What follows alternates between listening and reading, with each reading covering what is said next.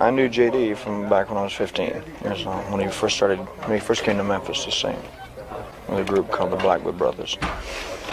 August in Memphis is not kind. The heat doesn't just sit on you, it presses down, thick and suffocating, like the city itself is holding its breath. The air smells like asphalt and cut grass and something older, something southern. Something that doesn't have a name, but that everyone who's ever stood in that humidity knows deep in their bones. It was that kind of heat on August 16th, 1977. The kind of heat that makes everything feel slightly unreal. The kind of heat that, looking back, felt almost like a warning. Elvis Aaron Presley was 42 years old when he died. 42. The man who had redefined American music, who had moved his hips on national television and made an entire generation lose their minds, who had sold out stadiums and broken records that still haven't been touched, that man was gone before most people had finished their Tuesday. The news broke in the early afternoon, and for millions of people around the world, the moment they heard it is burned into their memory the way only a handful of moments ever are. Where were you when Kennedy was shot? Where were you when the towers fell? Where were you when Elvis died? The world stopped. And then it descended on Memphis. Within hours, Graceland, that white columned mansion on Elvis Presley Boulevard that had always felt more like a myth than a real place, became the center of the universe. Fans lined the streets. They wept openly. They left flowers and photographs and handwritten notes pressed against the iron gates, messages to a man who would never read them. The grief was enormous, genuine, and completely uncontained. But inside those gates, behind that white facade, something else was happening. Something quieter. Something that the people closest to Elvis were already frantically trying to manage. Vernon Presley, Elvis's father, was a man hollowed out by loss. He had already buried a wife. Now he was burying a son. And in those first chaotic hours, Vernon had to make decisions that no grieving father should ever have to make. Decisions about the body, about the viewing, about how the world would be allowed to say goodbye to Elvis Presley. The body was moved to the Memphis funeral home, placed in the hands of morticians who understood the weight of what they were being asked to do. This wasn't just a body. This was an icon, and it needed to look like one. The casket they chose was copper, 900 pounds of it. White interior, ornate detail, the kind of casket that communicates without words that the person inside it mattered. The viewing was arranged quickly, perhaps too quickly, and the line of mourners that filed past that open casket stretched for what felt like miles. Tens of thousands of people, family, friends, musicians, handlers, fans who had somehow made it inside, all of them shuffling forward, all of them bracing themselves for the moment they would have to look at the face of the man they loved and accept that it was over. And that is when people started noticing something wrong. It wasn't dramatic at first. It wasn't something that made anyone scream or pull back or point. It was quieter than that. More unsettling precisely because it was subtle. Multiple people who stood at that casket, people who knew Elvis personally, people who had every reason to be paying close attention, reported the same thing independently of each other. The body appeared to be glistening. There was moisture on the skin, a faint, visible dampness that caught the light in a way that made more than one person look twice, look away, and then look back again, because they couldn't quite believe what they were seeing. A dead man. Sweating. Now, if only one person had said this, you could write it off. Grief does strange things to perception. People see what they need to see, or what they fear to see. And in the middle of that much sorrow, in that much heat, surrounded by that many bodies and flowers and tears, one person's misread observation means very little. But this wasn't one person.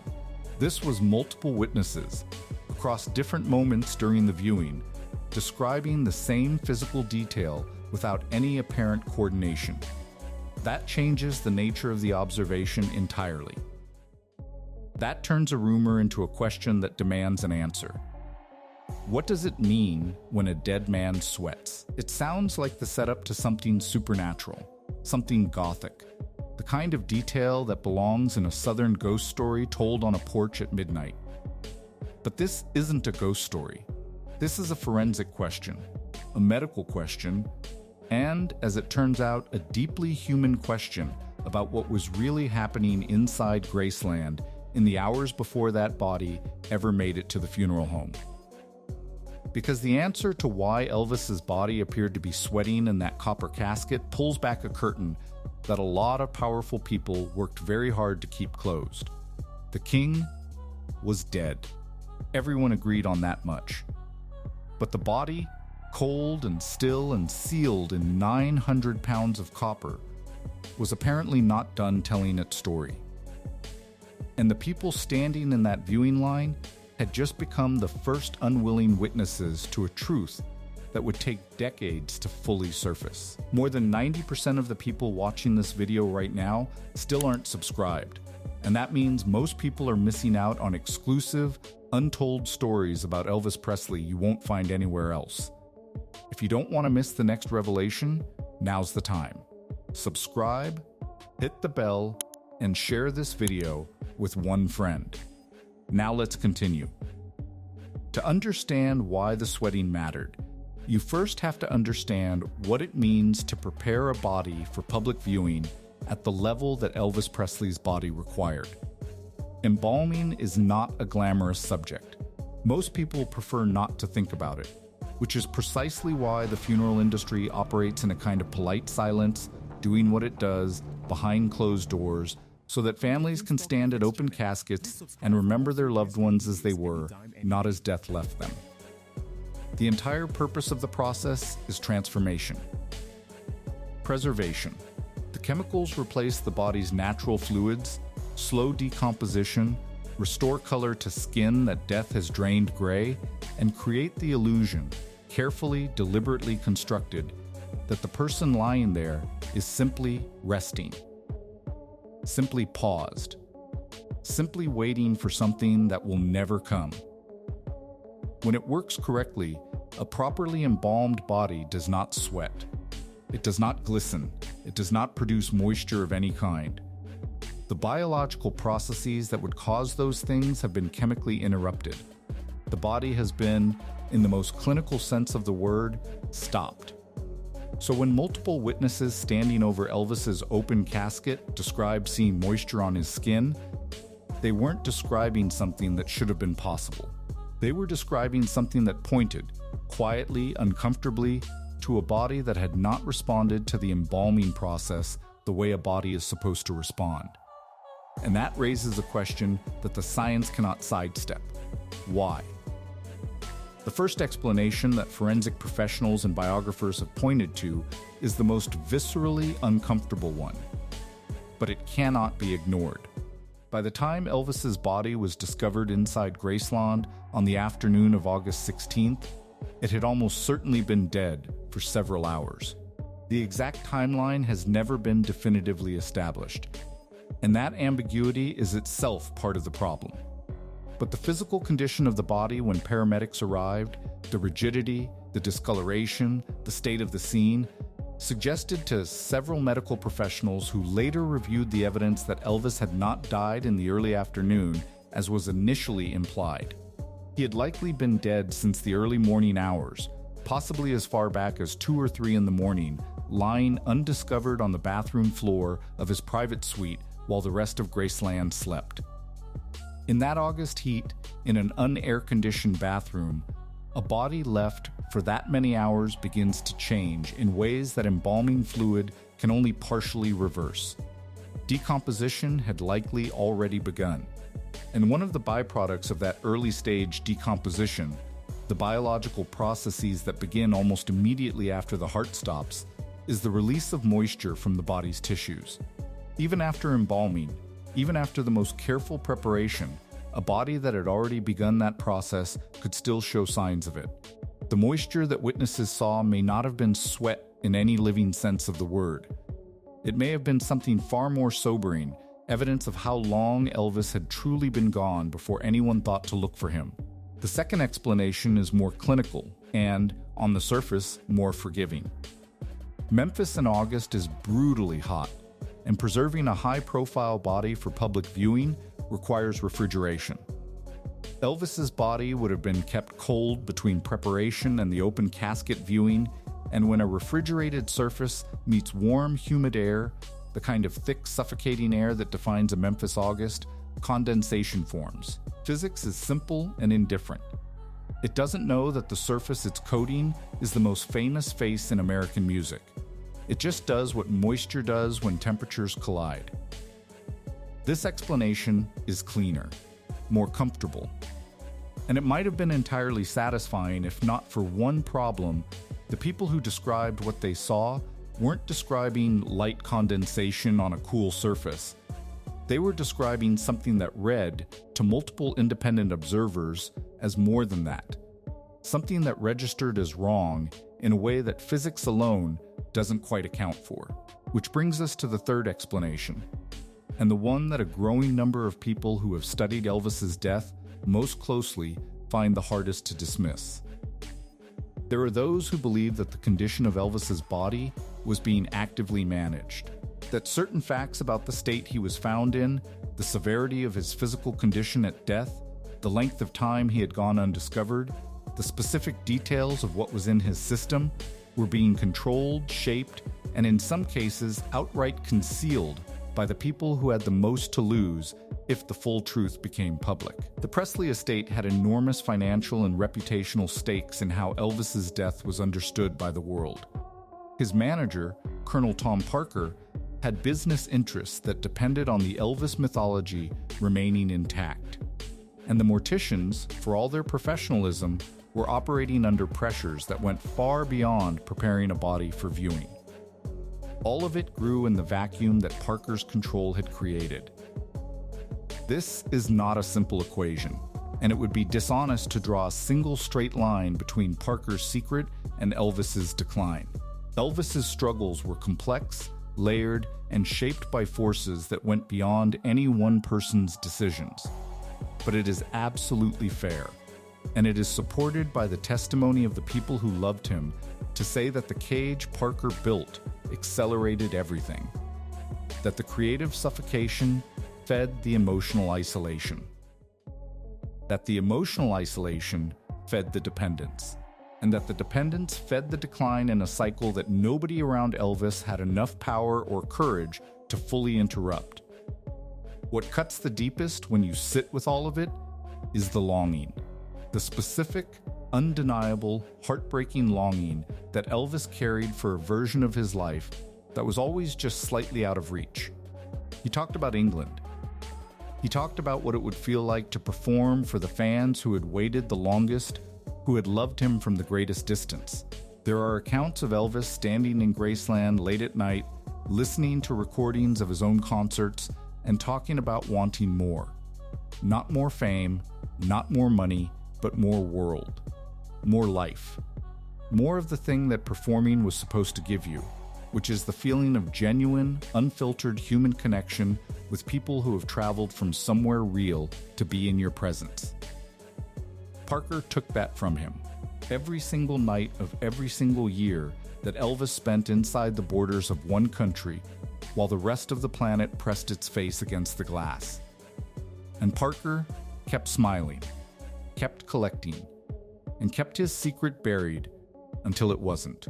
Here is the question that has haunted Elvis scholars, biographers, and devoted fans for decades. The one that sits at the center of this entire story like a wound that never fully closed. Did Elvis know?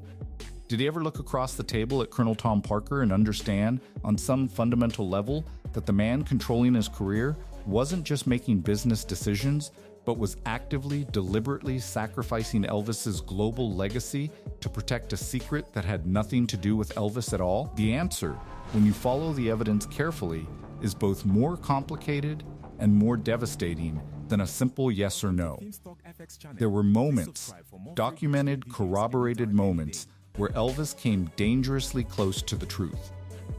People inside his circle have described conversations where Elvis expressed frustration about Parker that went beyond the usual tensions between an artist and his manager. Frustration that felt specific. Targeted, like a man who senses he is being lied to, but cannot locate the lie precisely enough to confront it directly. Jerry Schilling, one of Elvis's closest and most trusted friends, has spoken about the way Elvis would occasionally erupt about Parker in private. Not with the vague annoyance of someone unhappy with a contract negotiation, but with something raw. Something that sounded like betrayal without being able to name itself as betrayal yet. Elvis threatened to fire Parker more than once. This is documented. These weren't casual, heat-of-the-moment outbursts. They were serious enough that people around Elvis took them seriously, held their breath, and waited to see if the relationship that had defined everything was finally about to fracture. And every single time, Parker found a way back in. Sometimes through charm. Sometimes through financial leverage, reminding Elvis of how deeply their business affairs had become entangled, how much disruption a split would cause, how much Elvis stood to lose in the short term if he walked away. And sometimes, according to people who witnessed these moments, through something that looked uncomfortably close to emotional manipulation. Parker knew exactly which levers to pull. He had spent decades installing them. The codependency had grown so total, so structurally embedded in every aspect of Elvis's professional life, that even when Elvis saw the bars of his cage clearly, and there were moments when he saw them, he couldn't bring himself to walk out. Because Parker hadn't just managed Elvis's career. He had made himself load-bearing. He had positioned himself so deeply inside the architecture of everything Elvis had built that removing him felt, at least from inside the situation, like it might bring the whole structure down. That's not an accident. That's the most sophisticated form of control there is. The kind where the person being controlled genuinely cannot tell where the control ends and their own choices begin. Then, Elvis died. There were conversations happening in the weeks and months after his death, among family members. Among members of his inner circle, that reflected a quiet but persistent discomfort with the conclusions they had been handed. A feeling that something hadn't been fully examined. A feeling that the investigation had been, in some unspoken way, guided toward a particular destination rather than allowed to arrive at one naturally. And then there were the records themselves. The sealed files. The restricted access.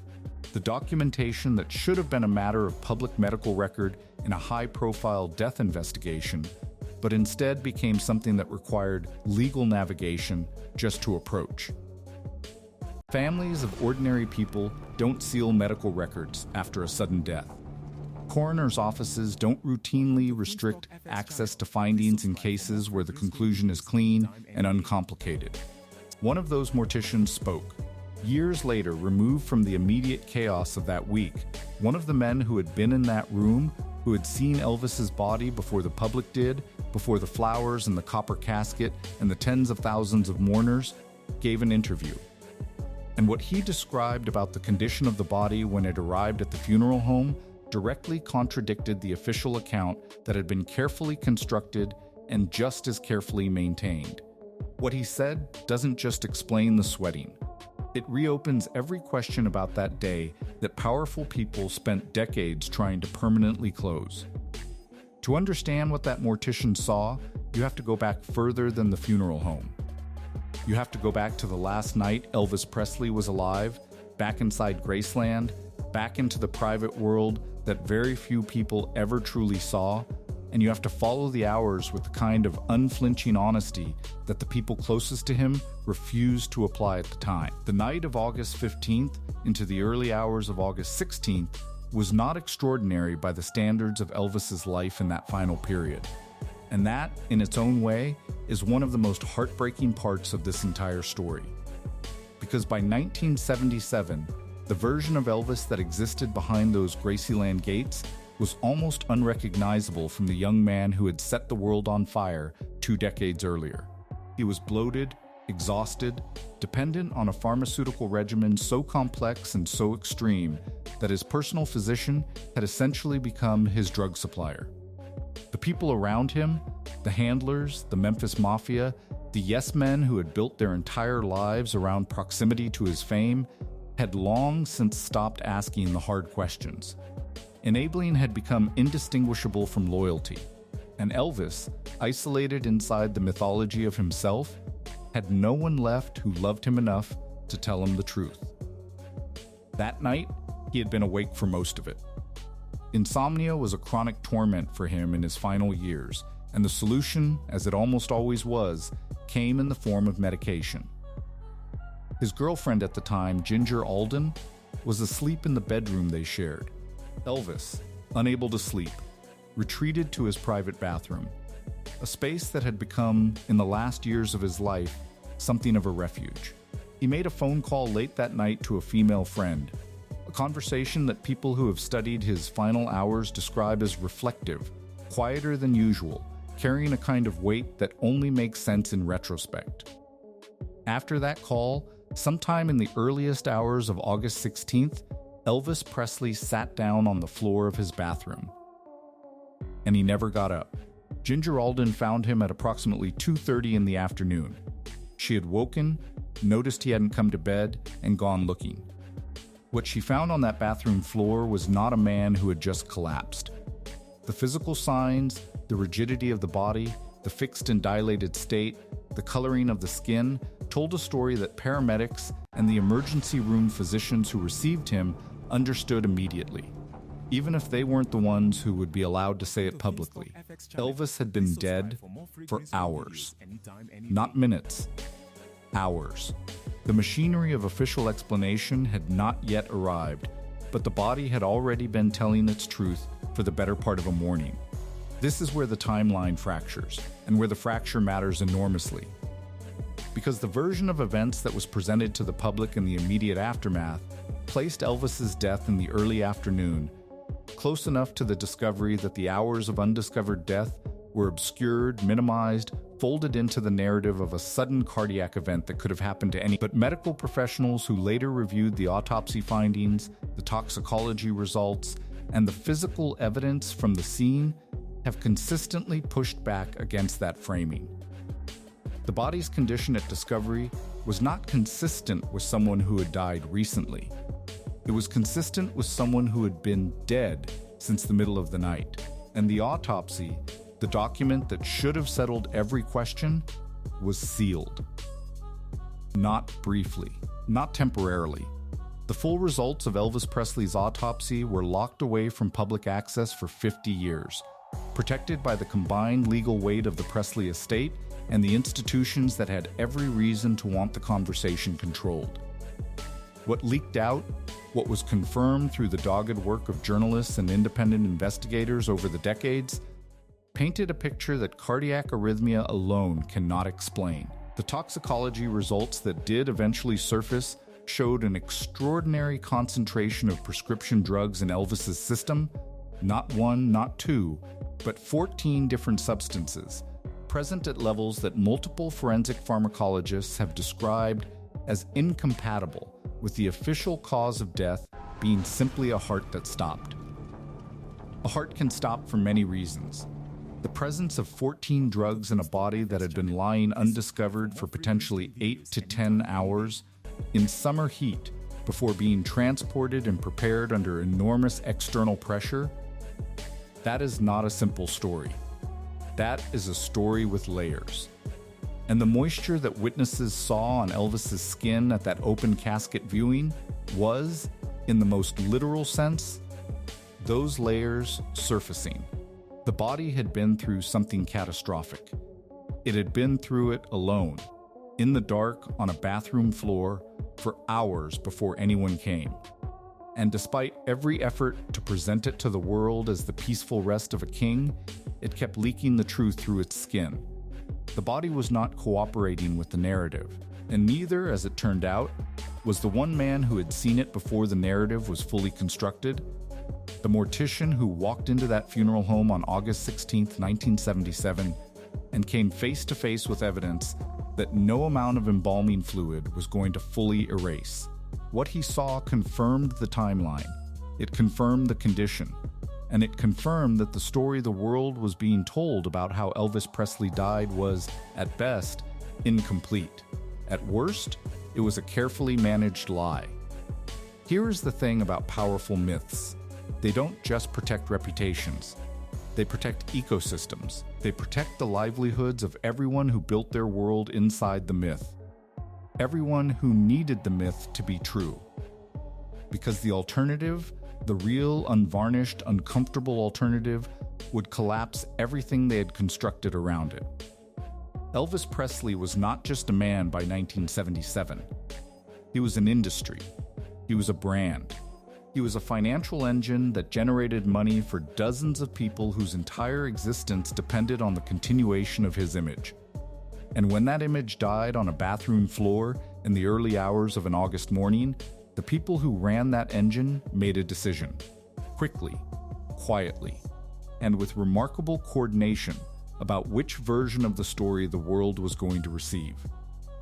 The mortician's account, which surfaced in fragments over the years through interviews and investigative reporting, described a body that arrived at the Memphis funeral home in significantly worse condition than the official timeline would have suggested. He spoke about the degree of decomposition that was already present.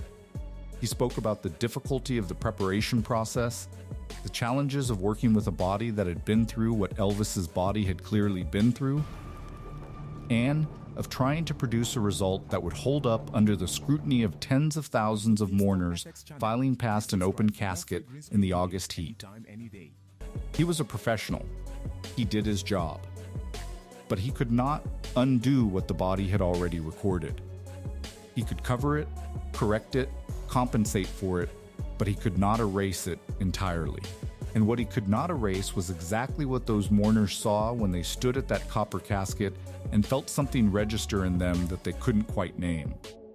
The people who ran the Elvis machine understood the stakes with a clarity that grief does not usually permit.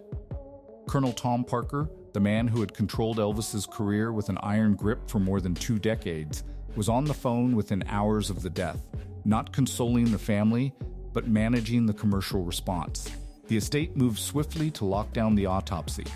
The physician who had been prescribing Elvis's medications, the man whose name appeared on every bottle of every one of those 14 substances found in Elvis's system, was protected rather than prosecuted for years. His role in Elvis's death softened and reframed until it barely registered as culpability at all. The narrative that emerged from that first week was clean, tragic, and carefully constructed. A great man, worn down by the pressures of greatness, taken by a failing heart. It was a story that honored the legend while quietly burying the circumstances that had actually produced the end. But bodies are not cooperative witnesses. And neither, ultimately, is time. Over the decades, the walls around Elvis's death have developed cracks that no estate lawyer can fully seal. The toxicology reports that leaked, the witness accounts that accumulated, the medical professionals who reviewed the evidence and refused to sign their names to the official conclusion, the biographers who spent years untangling the pharmaceutical web that surrounded Elvis in his final years and emerged with a portrait so dark, so sad, and so preventable that it is genuinely difficult to sit with. All of it points toward the same place. All of it circles back to those early morning hours of August 16th, to a bathroom floor in Memphis, to a man who had been failed so comprehensively by the people who claimed to love him that he died alone without anyone close enough to notice. The sweating body in that copper casket was not a mystery in the supernatural sense. Elvis deserved better. That is the sentence that sits underneath all of it, heavy and irrefutable.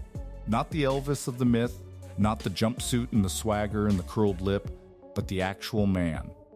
The one who was frightened and dependent and surrounded by people who had confused proximity to power with genuine care.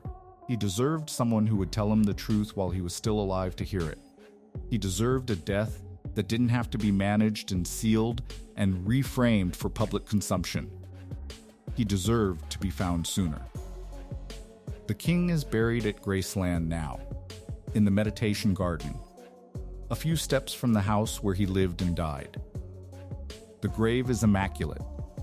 The myth is intact, but the body already told you what really happened. You just had to be willing to listen. If this story hit different, if you felt the weight of what was really buried with Elvis, then you already know this channel goes places most won't. Subscribe now. Share this with someone who thinks they know the full story. And click the next video, because the truth about Elvis doesn't stop here.